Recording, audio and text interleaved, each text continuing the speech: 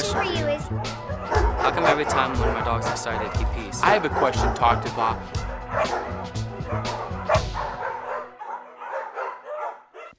Welcome to another great episode of Talk to the Paw. I'm your host, Carol, your furry godmother, along with Dan and Jessica. And our goal is to educate others on animal topics. The topics we're going to be covering today are pet nutrition. We're going to be talking to Dr. Jane Bix from Life's Abundance in regards to the importance of good pet nutrition. We're also going to be talking to Dr. Anna Ohea. She's going to tell us about the few pet toxins at home that we're not aware of that we may be poisoning our pets with. Yeah. Surprising ones. Then near the end, what we're going to do is work our way towards some local lost and found dogs. We're going to try and reunite these beautiful dogs with their owners. Then we have a special treat. What's the name of the dog again? Jessie. Jessie's going to be coming in. She's actually a local adoption. We're going to try and find her a home. Yeah, we're going to see if we can find her home. Yeah. And, oh, by the way, I adopted out 18 of, dogs this month. No way. Yeah, baby. Yay! That is amazing, Carol. Good stuff. Don't leave me hanging. Sorry, Dan. Okay. So, anyway, the dogs that we take in are people who dispose their pets, whether they're moving, divorcing. Yeah. Okay. Or we find them on the street. Wow. Jessie is one that we're going to show at the end of our show, and you found Jessie on the street. I did find Jessie on the street. She was in a really bad neighborhood, and she was kind of wandering, and she was in front of my car. So I brought her to lovely Carol. Lovely me, and she was very... Carol appreciates that, too. She was very thin, and her hair was pretty straggly. Yeah. We had her spayed. She was heartworm negative. We had her... shots done.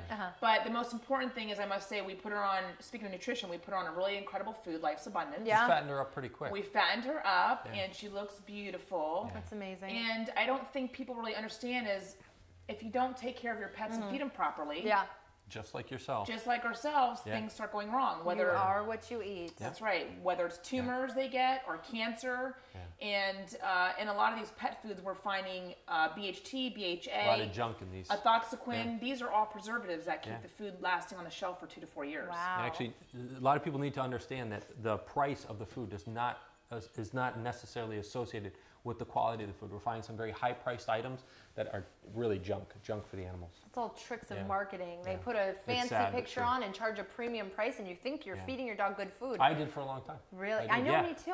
I'm telling you, I'm so excited that we're doing this interview because I'm learning so much about this.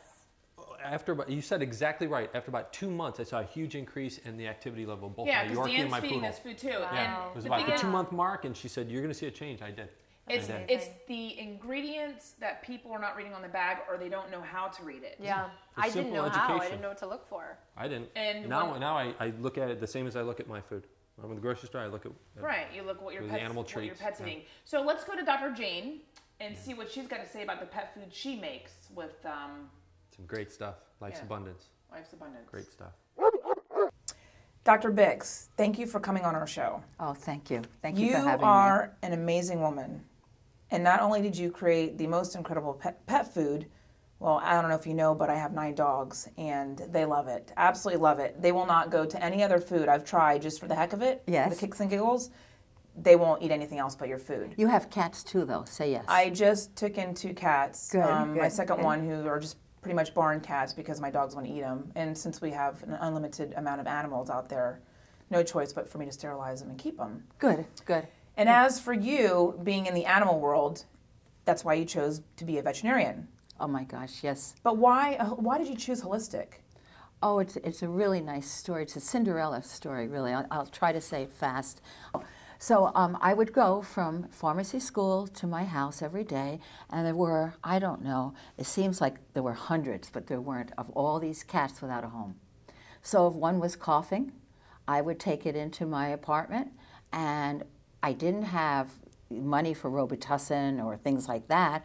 So from pharmacy school, believe it or not, you learn how to make drugs from plants. Oh. So I was able to go and get herbs. So you started studying a little more in holistic, okay. Yes, and they got well. And then finally one day, there was my favorite, and I called him Tashi, and he had distemper. I knew it was distemper. So I brought him into the apartment, and I started calling veterinarians under A, starting A, going to, okay. It wasn't until I got to V that a veterinarian would say, bring in the cat. All the Wow. other ones said, it's distemper, it's a kitten, it's homeless. They don't want to deal with it. And your student, no, no, no. So I went in there every single day. First day he gives Tashi an injection. And I said, oh, good, good, he's going to get better. And this old man said to me, young lady, you're in pharmacy school. You should know that we have to make him strong. This injection may or may not help. It's up to you. Go home, make him something nutritional, give him a chance to fight, give him love, and if he's alive tomorrow, bring him in. I still get goosebumps. Wow. So he lived. He lived. So this is how you got involved in being well, a and holistic well, vet. what I said to the veterinarian, I said, you know, I'm a poor student, but I'll pay you every month, whatever you want me to pay. And he said to me, you know, you told me that you had to go all the way through the alphabet to find me, to take a cat with distemper. And he said, with your love, and I see how much you care, would you do me a favor? Would you go to veterinary school? So as an animal advocate, I know that you got a little bit involved in the ASPCA in New York City.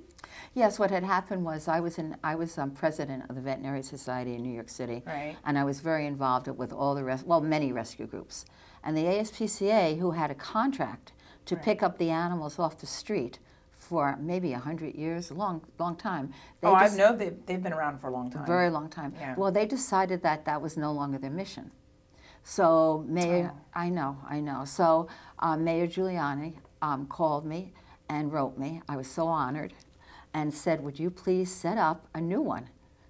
And I did, and I would meet every morning with his people. Very, Right. They weren't necessarily animal people, but they got everything done that we needed. We got new humane trucks, and we fixed up the shelters. We did a nice job.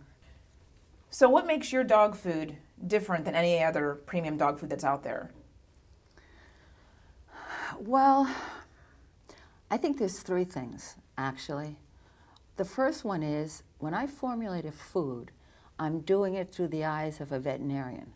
I know what's going to happen to that Shar-Pei with the skin and the eyes. Right. Right? I know what's going to happen with a Doberman. I know what's going to happen with the older cat, you know. So when I formulate, I use ingredients. I use the vitamins and minerals that, as a veterinarian, I know that they will need now or later. A nutritionist, who I do work with, Right. their job, and that's what most food companies do, their job is to take all your individual nutrients, vitamin A, B, E, chicken, and they have a spreadsheet, and they balance it, which is very good. Right, So what's different is I'm giving them what I want balanced from the eyes of a veterinarian. Now you've had a dog that had some issues, and you put him- Probably every dog. Well, if I remember correctly, you had a 100-pound dog that lived to be a really old age. My Otto was 160 pounds. he ate your dog food. Yep.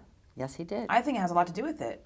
I think that, well, I don't think. I know You that. know. I know. Let's go back to Tashi. I know that every cell, every part of our body needs nutrients. Right. We all know, you have a bad night, you haven't eaten well in a week, your hair is dull, your skin doesn't look good, your body needs fuel.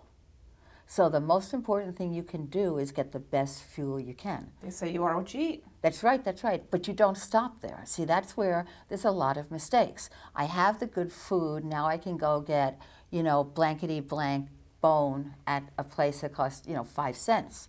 Then, after you have your basics, you keep adding to it, better and better and better. Your treats have something to offer. If you're going to give them something to drink, it has something to offer.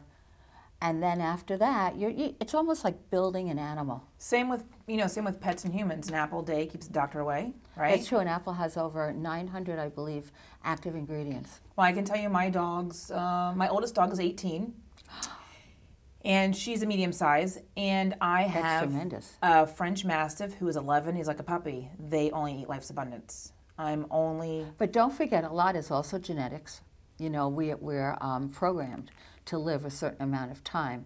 Now, there have been a lot of studies on genetics in animals, and a small to medium breed dog should be able to, in a perfect world, live to be 27. And that's wonderful. And that's wonderful, and it's up to us to get them there. My boyfriend's asking me if I can change their pet foods now because he's tired of having 9 dogs in the household. Maybe they can start like going off somewhere. We have too many. We need to lower our numbers, he says. No, but nutrition is so important. So tell me, let's talk about the foundation.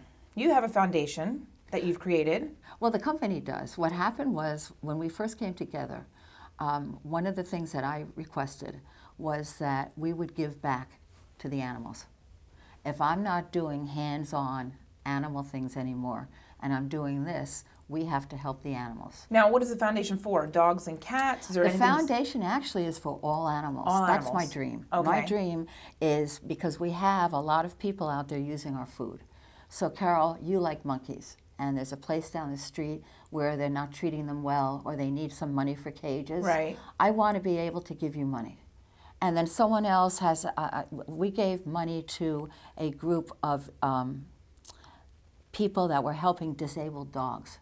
Great. And I think we paid for like wheels for a dog. The legs were cut off for some reason. So we formed the foundation. We have a board, which is mostly the people from Life Abundance, and we take it very seriously. And our goal is now, right now, dogs and cats, only because we're growing and we want to do it right. And I talk to every applicant, and I make sure that they are in fact good people, because our goal is to take animals and give them long-term homes. Okay. You know, we don't want hoarders. Right. You know, it These has are to be done reputable right. rescue organizations. Yes, and you know, and you've checked them out, and you know that they're. oh, absolutely. And you Okay. know what else? I'll work with them and I'll help them. Dr. Biggs, it was a real pleasure having you on our show. So hopefully people can learn from this experience. Let's go interview Dennis and Carol Berardi, who are the co-founders of Life's Abundance, and let's take a tour through the warehouse. The reason why we started Life Abundance was because we came across an article that said pets could be living 25, 30 years old. And we were shocked. We said, how could that be? So what happened was we started researching. We found out that the food that we were feeding our pet was actually killing our pet. So Carol and I start researching it more, and we start talking to people and found out that people really didn't know what they were feeding their pet. And of course, this was 11 years ago. So we start talking to people and asked them if we had a product that could really help their pet live a healthier and longer life. They said they would definitely try it. So Carol and I said, wow, you know, to start a network marketing company that we can talk to people, because the ease of engagement was unbelievable. You know, everybody wants to talk about their pets. You know, all of a sudden they're talking about their pets and they show you a picture on their cell phone. Oh, look at this pet. Look at my pet. It's a great, beautiful picture. And all of a sudden, you know, we say, wow, okay, do you have a family? Yeah, but that's home. My pictures of them family are home. So Carol and I just said, wow, this is an incredible opportunity that we could help a lot of pets live a healthier, longer life. And that's really the reason why we started the company. Oh my gosh, we have grown so much since 1998, since we started the company. Of course, we started with nothing, and now we're shipping over 25,000 orders a month. And it's just a thrill for us because we have helped so many pets live a healthier and longer life. And it's just, like I said, a great experience for us.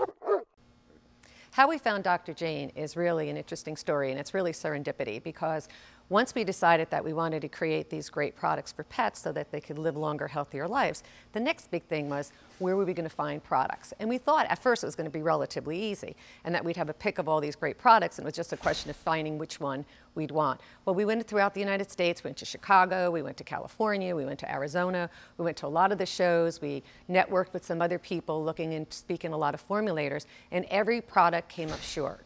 It just wasn't the kind of quality that we wanted. We said, if we're going to do this, we want to be the best. And it was difficult, particularly back in that day, to even find any really good products. So we were getting a little discouraged, and we'd been around the whole United States. So one day, we see this ad for a show in Fort Lauderdale. And it was a small show, and at first, you know, we'd been working like 7 days a week, trying to get the company started. So Dennis and I looked at each other and was like, wow, we really should go to the show. But we were really exhausted, and I'm like, you know, we're going to blow it off. Like, you know, forget it. You know, we're too tired. It's probably not going to find anything there. And at like 2 o'clock, we said, gee, we really need to do this. And we almost didn't go, but we did. And so we got in the car, we drove there, and as we walked through, it was a really, really small show. There are hardly any booths there. And just about as we're walking out the door, we see this woman in her lab coat signing with her books in front of them, speaking about pets with such a passion. And that was Dr. Jane. And Dennis and I looked at her, and we knew right then and there that she was the person that was going to formulate our food. And she's been doing that for since 1998, and has created what we feel are the best pet products in the world. What's so amazing about what we have done over these years is we've created a company and we've created pet products that have such value and have helped so many pets for so many years, thousands and thousands, and maybe I think almost 300,000 pets, if not more, that we're really in a situation right now where even with the economy, we're still growing because people love their pets, as we all know. They're part of the family. And they're not willing to compromise on that. They may compromise on something else, but even in these tough times, when they have their pets on our food and see how well they do not want to give that up. So whether the economy is good or bad, people have to feed their pets, and they love feeding them Life's Abundance. The great thing about our company, Life's Abundance, is no matter what, over the years, we've helped so many pets and helped with their skin, their coat, how they look, how they feel, and it's had an impact on the people who buy our products. And you know, pets are part of our family. And someone who's been on our products and see the difference in their pet, either their skin or the glow to them or the extra energy, they don't want to give that up regardless of the economy. So the economy has not impacted us. Even through this tough recession, we've grown. And the reason we've grown is that people love their pet. And like I said, they're not going to compromise on their good health. It was a really great interview with Dr. Jane Bix. I learned a lot, and it was a privilege meeting someone that's such a caring individual. She actually puts her whole heart and effort into what she does with the nutrition. So. Yeah, I mean, there's so many great foods out there that people are not aware of. So what if I don't have access to Life's Abundance? What other foods can I feed my dog? Yeah, I mean... You've actually rated them pretty well. Yes. What I actually did is I went on the internet and kind of did my research. You're talking years ago to find out what's good and what's not good. Yeah. I can tell you there's a very, very cheap way to go. Okay. That's affordable, actually, I may say. And that's Costco brand. It's Kirkland. Yeah, surprisingly. A lot of people don't know It's very that. affordable, and it's a grade A dog food. It's graded 110%. 100% is an A. It's 110%. That's fantastic. Anova is a grade A dog food. Wellness, I believe, is a B+, which is an incredible food. Yeah. There are a lot of foods that you can go to that you don't have to just feed Life's Abundance. Life's Abundance is 2 weeks old. Yeah. It's freshly made in the manufacturer. They really pointed that out in the interview at the stringent human grade food. It was funny. Everyone's like, but the guys in the factory described eating it because it's made exactly with rolled oats, peanut butter. Oh, no joke. So the factory smells like peanut butter. Cookies. It's fantastic. I eat them myself. No joke. Do you enjoy them? No, it's good. It's almost like a dry rolled oats with peanut butter. Really? And the whole factory smells of peanut butter. He says, no, this is all human grade food. He says, matter of fact, these snacks are better than some of the junk we feed our kids. No joke. That's amazing. Oh, yeah. I mean, I've eaten quite a few of those cookies.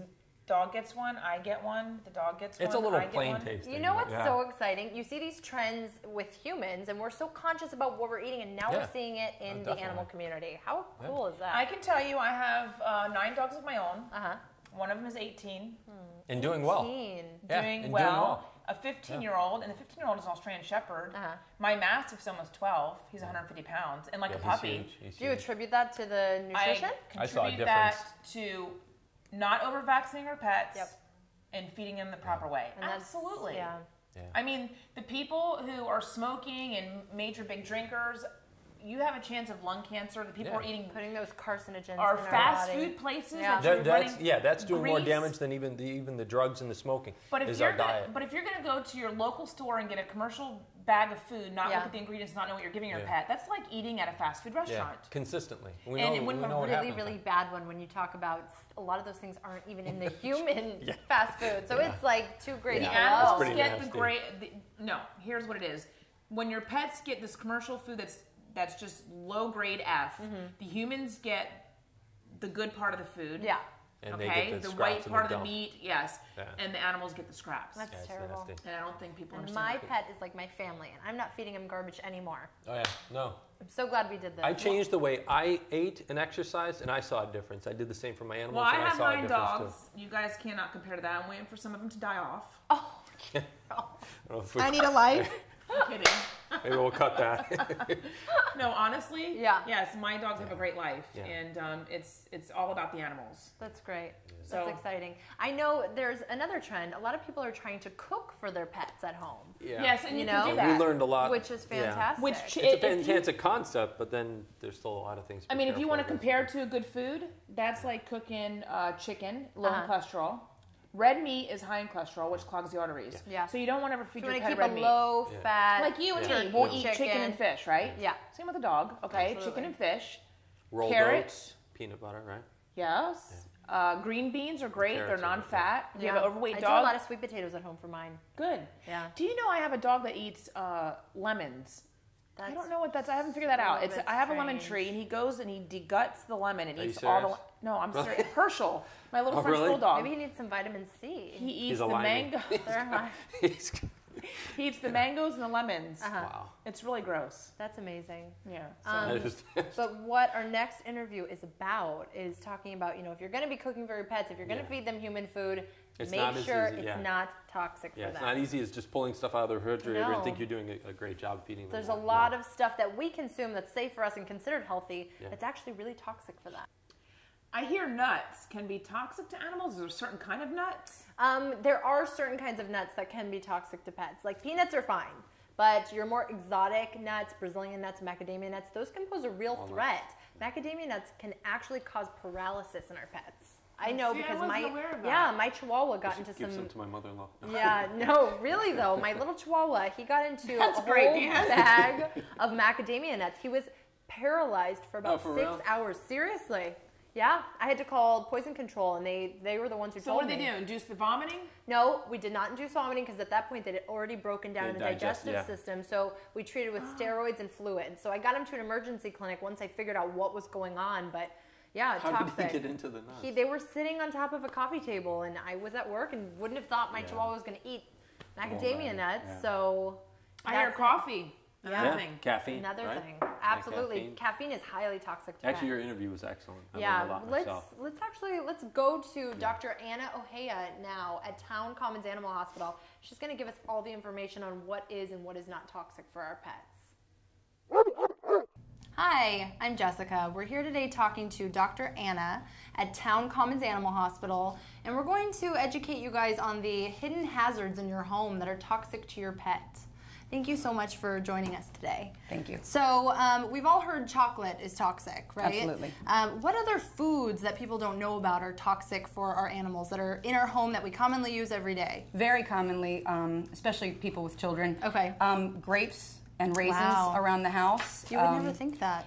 No, and really, we're talking more in any of these cases. All these toxicoses are more a matter of how much is ingested rather Okay. than the one little grape that Yeah. falls on the floor, one little M&M that falls out of a kid's hand. Okay. It's more about quantity and than what they got. What they got. So we're saying, like, if a Chihuahua, for example, were to have A hand- bag of grapes. then that could That would be potentially too cause. much. Okay. And what would the symptoms be that we're looking for? Like, for example, if they did eat the grapes, what would we look for? First thing you would probably see would be vomiting because Okay. since it is toxic, their own body is going to try and get rid of it. Okay. And so most of the time you'll come home and if the accident's happened, they will have vomited. Yeah. And so that's actually the best thing that could happen because They're at least that naturally trying to releases get that rid of toxin it. and it's out of their body. Okay, got it. In some cases, onions. Wow. Mushrooms, toxic. That's unbelievable. Any of the artificial sweeteners. Wow. Found in like wow. sugar-free gum, Splenda. Wow. If people are cooking with it, Yeah. diabetics in that case, Okay. that are using artificial sweeteners to use in their baking, Yeah. those would be toxic. That's unbelievable. Because, I mean, I know I cook with onions and mushrooms, and you'd think these are harmless, but To us, they are. yeah, it's unbelievable the difference that, dogs can't break down things, and we really need to be conscious of Correct, what they especially chocolate. Again, though, the amount of chocolate and the size of the animal matters, and also the quality of chocolate. Okay. For example, dark chocolate or baker's chocolate, like the cocoa, the really either rich the powder stuff. or the like baker's chocolate block. Okay. That's going to be much more toxic because of the cocoa content in there. Wow, that makes sense. And then also, if it's a Chihuahua versus a Rottweiler Absolutely. getting into the stash, basically.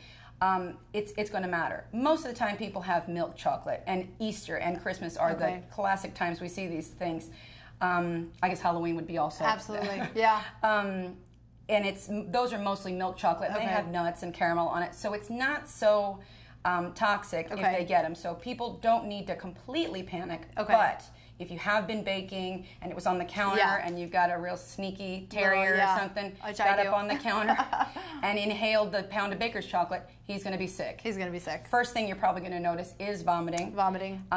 Pretty profuse vomiting. But that's actually not a bad thing. So they're getting it out. If you notice that it's happened and your animal hasn't started vomiting yet and you were wanting to induce vomiting, another simple household thing we have at home, hydrogen peroxide. Okay. A capful will induce vomiting, and at least that gets the ball rolling to get it out of their system. Does it matter what size the dog is, like a capful for a golden retriever? Not usually. Okay, and a Chihuahua, so it's going to induce vomiting. Correct. It may take a little bit more than a capful in a larger dog. And how long should they wait till, like if they're vomiting and it doesn't resolve, till they come to your hospital or go to an animal hospital to get help?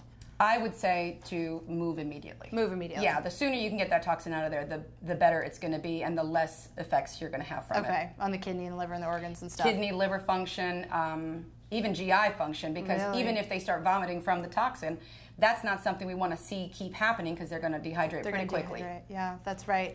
Okay, so we kind of discussed food. What about different things that you wouldn't suspect, like things in our garden, things under our sink, cleaning products and stuff like that.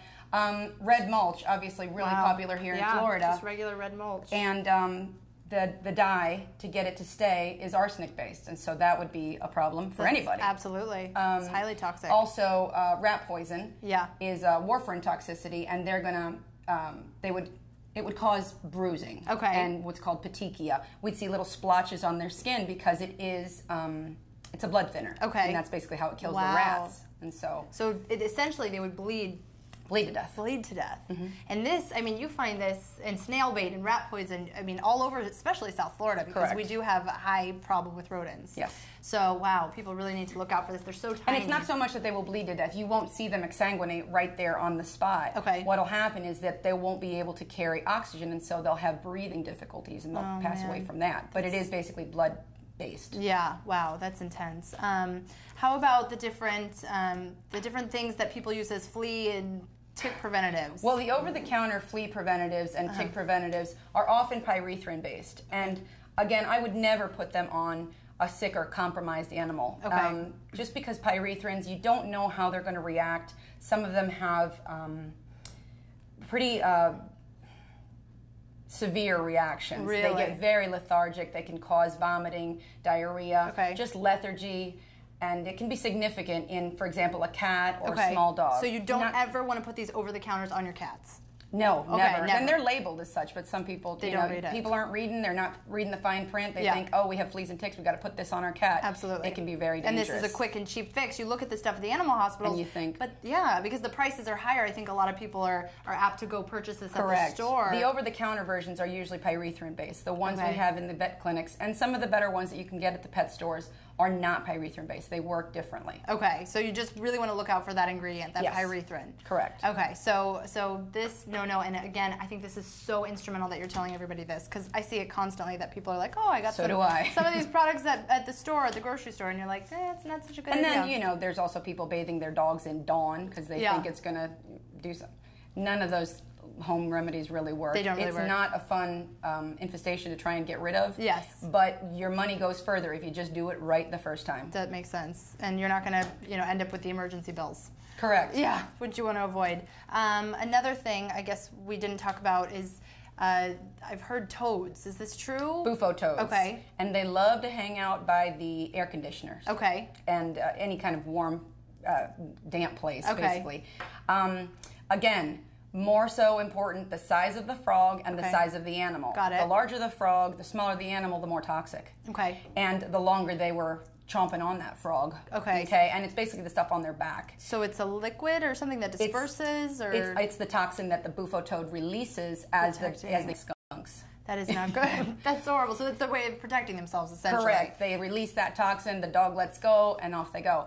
The bad thing is that if the dog survives, and that's not a bad thing that the dog would survive, but when they do survive it, they almost kind of like the high they got from it. And so then they go seeking out these toads. And then you really get into trouble. Because they're constantly looking for They're looking for the toads, and then you've got kind of like an addict. Wow. So the bufo, it sounds like emits like a neurotoxin that gives them... Correct, but it will also lead to extreme salivation, vomiting also, and then eventually seizures. Okay, so you want to get them to an animal hospital. Again, yes, very much so. And that one, in that case, you always want to rinse out their mouth from the back forward with like a dish sprayer from your sink. Okay. You want to get the majority of that toxin out of their mouth. And so a dish sprayer pointed out from the side of their mouth out would be the most appropriate way to do that. Wow. Okay, and then take them to your vet. And then move to an emergency hospital. Awesome. Another one that you and I had discussed earlier, the palm tree, the sago palms, the little, they look like innocent seeds, but you were telling me and you would think that, oh, it's going to be a problem because they can't pass them. Understand, and that is part of the problem with even little coconut palms. Yeah. They can lodge and cause obstructions. In the case of a sago palm, they are toxic. Wow, that's unbelievable. Just things that you would never expect, that, you know, perfectly innocent things at home. Just stuff around your house, cleaning supplies. You never want to let them get into those, especially the Swiffer. Okay. The little pads are fine. I have one of those. But the wet jet, the solvent that they squirt out of that machine, those are considered nephrotoxic, which is hard on the kidneys. Okay. Damaging to the kidneys. I'm so glad you shared all this with us. Thank you so much for taking the time. Thank you. And if you guys want more information about other toxic things that you can find at home, please check out our website. Thank you so much, Dr. Anna. And you guys can find her at Town Commons Animal Hospital. That was some great facts that Dr. Anna has gone over with us regarding toxins for our pets. Absolutely. I really hope this helps people avoid those emergency room visits. It's going to help a lot of people because they didn't understand. Definitely. I mean, but there's so much more that's toxic for your animal. I mean, that was just, you know, some of the piece. things. It was a small piece. It was a small piece, but Can we visit the website, right? And see you can go other to our website, www.talktothepaw.tv. And if you have questions, you can send us an email. Yeah. And we can answer some of your questions regarding the toxins or nutrition. It's going to help a lot of people. Definitely. Yeah. Don't we have some lost and found, Dan? Yes, we do. Okay. Our goal here is for, if anybody has seen these, please, again, go to the website. We're going to try and we'll get a hold of the owners. Okay, the first one here, we have a lost cat. His name is Tweak. Tweak. Yeah, Tweak. He's an all-black male. He's been missing since March 13th around Hypoluxo and Congress. There is a $100 reward. You'll be $100 richer. 561-329-0167. The next is a lost dog. He's a Jack. He's an Afghan Hound Lab mixed. 3 colors, tricolored. Right around Okeechobee and Congress. Again, there is a reward. He is wearing a green collar, something to note there. Again, 561-329-8100. And then the last one, we got a Yorkie, a missing Yorkie, again, since March 13th. This is around Palm Beach Point, near the showgrounds, and there is a reward for him too. 561-798-7487. Let's try and find these dogs. Now, all these dogs are lost in Palm Beach County, so if you're in this area or you're not, and you hear, you know, someone calling you on one of these pets, they just want to reunite you. Yeah. Let's bring Jessie on, and she's one of our Pet of the Month for adoption. Yeah. And Jessica found her. Yeah, let's bring Jessie on.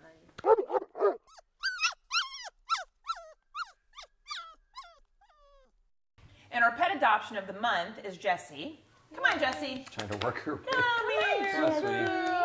Jessie was named after Jessica, who's picking her up now because Jessica found her. I did. And dumped her on me. I know. Carol was gracious enough to take little Jessie in. And Jessie was found in a really bad neighborhood. She was kind of wandering through the streets. She wandered in front of my vehicle, and I couldn't help but pick her up. The really unfortunate thing about Jessie is she's a black dog, and there is something called black dog-itis, And in the shelter, statistically, black dogs have the worst chance of adoption. Probably because there's so many of them. There is a lot of them, and also because they kind of, when they're in the cage, they're not vibrant colors, they're not standing out. So and they're typically mixed breeds, just like the black cats. Yeah. Black cats are not adoptable They're really not as much very as your other adoptable. animals. Yes. So if she's if so you're going sweet. to the shelter, if you're looking for a dog, or Always going- take a black one. Always take the black ones, because her personality, I'm telling you, she's an absolute doll, potty trained, loving, sweet, affectionate. Jessica, this girl, let me tell you, is in love with me. She loves she Carol. follows Carol everywhere. Follows her around. Jessie is about 25 pounds. We had her spayed. She's microchipped all her shots. She loves kids. She's housebroken. She doesn't chew. Wow. She's going to make someone an incredible home. I've had a couple calls on her, but I didn't like them. Oh, good stuff. You scream I well. can't screen my people. Does she have some bug eyes, like kind of like a Boston Terrier? She Did you see does. her bug Although eyes? she looks like she's been beaten, she's not. She's The not. truth is- She's a No, doll. We she's don't know her well-loved. history. She's 3 years No, old. but no, I'm just We don't saying know her here, history. she always, She's very shy breaks in your the heart. beginning, but I'm telling you, when She you likes guys to play. leave, she She's jumps all social. over me. She's Oh, very, really? She's- yeah. very playful. And if you're interested in adopting Jessie, please go to our website, talktothepaw.tv, or go to our rescue website, pethavenrescue.org, and you can see Jessie's picture up there, and send us an email, and we'll respond and you can come see Jessie. Yay, Jessie. Yay. Thanks for watching Talk to the Paw Pet Show. Make sure to tune in next time when we talk about the ordinances we have changed in Palm Beach County for animal welfare. And we're going to teach you how you can make a difference in your city and your municipality.